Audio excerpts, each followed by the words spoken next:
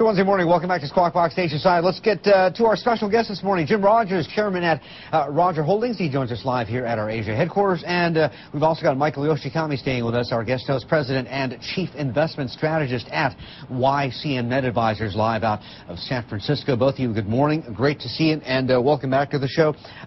Jim, we've had this huge rally in equities from early March lows, and a lot of asset classes are pricing in recovery. People are starting to look at the glass as more half full now. Are you any more optimistic? Well, I'm not buying shares, if that's what you mean. No, not at all. But when you have a huge collapse, I mean, everybody stops buying anything, then you've got to restore the larder, if nothing else. You run out of sugar, you run out of wheat, you got to buy something else. So that's what's happening. I would suspect we've certainly seen a bottom. Is it the bottom? I doubt it. You doubt the bottom will probably come later this year, next year, who knows when. Okay, no timing there. Just real quickly. Why? Go ahead, Mance. Oh, yeah, I was going to ask, why are you so skeptical? Why do you think there might be another bottom later on this year? Well, essentially, Mandy, they haven't sorted out the problems at all. All they've done is flooded the world with money. I mean, Mandy, you give me $5 or $6 trillion, I'll show you a very good time. There's no question about that. That's what they're doing.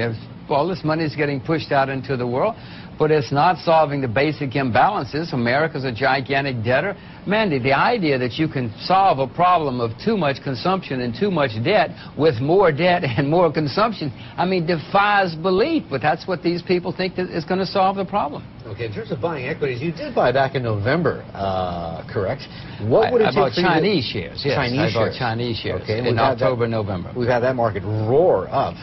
What would it take for you to go back in again? What would you need to see happen in the way I'm playing this world is I bought the Chinese shares. I haven't bought any since, but I've been buying commodities because the only place where I know the fundamentals are getting better are commodities. I mean, farmers cannot get loans for fertilizer now. I mean, nobody is going to open a mine for years to come. Supply side crunch, They cannot, and so supply of everything is going down, and you have governments printing money like never in history.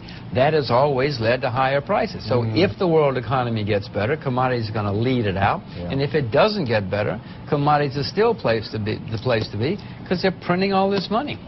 Okay, fair enough. Michael, jump in on this.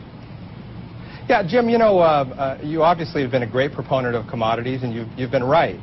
Commodities hit a huge peak a year or so ago, and then obviously had an unprecedented collapse. I know that I think you were quoted as even being surprised at how much it had collapsed. And I know in a recent Barron's article you had mentioned that you actually were able to withstand some of that downturn because you were shorting some financial stocks, such as Citigroup and Fannie Mae. And I guess I'm wondering right now, are there any hedging strategies that you're using right now?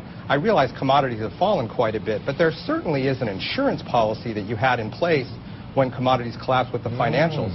Thank goodness, I think, as you said in the article. You have any thoughts on that? Yeah, what's a good pair trade now? That certainly worked last year, even though commodities did go down because of forced liquidation. I mean, everything went down, as you well know, Michael. But fortunately, Citibank went down more, and Fannie Mae went down more, etc. At the moment, I have virtually no hedges. I suspect there's going to be the next problem, big crisis, will be in the currency markets. I'm trying to figure out what to do there. I bought more yen.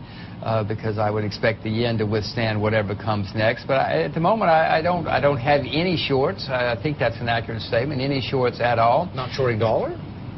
Well, to the extent I'm buying the yen, yes. But I'm certainly not shorting the dollar, not at the moment.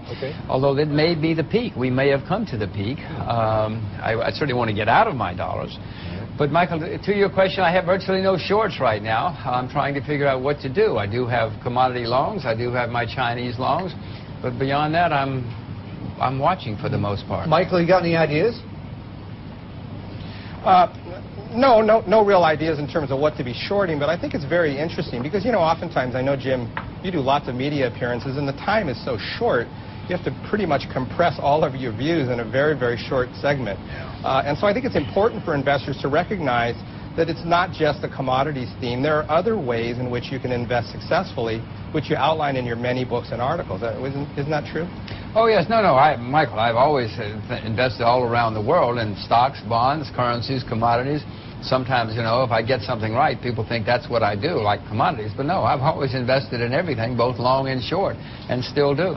Jim, you just made it very clear that you're skeptical of this rally that we've seen in equities. Shouldn't we be skeptical of the rally that we've seen so far in commodities, since a lot of it has come from China, strategic buying, whereas the rest of the world really is still in this prolonged slump? Or is China demanding it? Aren't we really going to see a conviction in the commodities market when the rest of the world recovers? Well, first of all, the fundamentals for General Motors are not getting better. The fundamentals for Citibank are not getting better. I can think of very few industries in the world where the fundamentals are getting better. But the fundamentals for commodities are getting better, full stop. And even if demand goes down, supply is going down too.